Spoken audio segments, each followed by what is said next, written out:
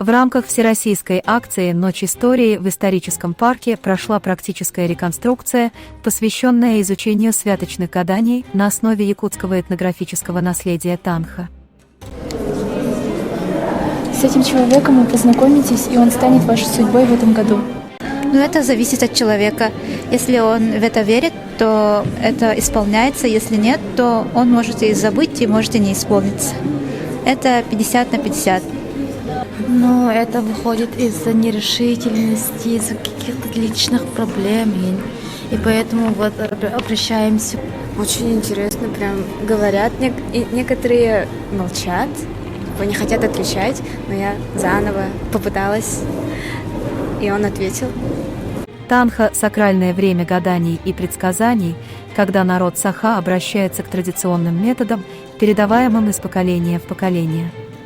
Гости узнали о древних якутских традициях, связанных с Танха, погрузились в мир фольклорных страшных историй и исследовали влияние на современную культуру. Мы не проводим гадания, мы проводим реконструкцию гаданий святочных и якутских.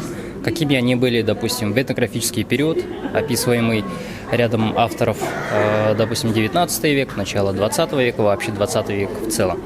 Представители якутской науки провели познавательные лекции. Алина Решетникова-Осаковская, сотрудник Музея музыки и фольклора народов Якутии, рассказала о феномене страшных историй в фольклоре. Айталина Федорова, представитель Сибирского отделения Российской академии наук о якутских страшилках как жанре городской культуры, а методист исторического парка Анатолий Семенов об истории Танха. И это время считается одним из самых таких вот мистических. Мир, так скажем, вот, духов, так скажем, вот, он максимально соприкасается. Наши с вами предсказания, наши с вами гадания, они, и даже сны, да, они становятся более точными. Мероприятие привлекло любителей мистики, этнографии и культурного наследия Якутии.